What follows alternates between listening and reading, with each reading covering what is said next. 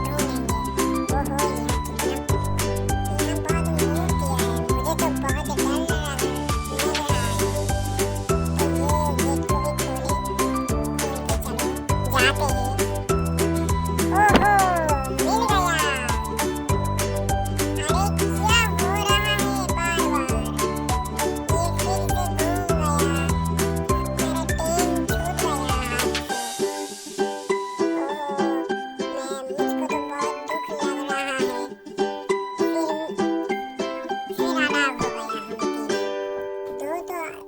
एक साथी है और ये बार बार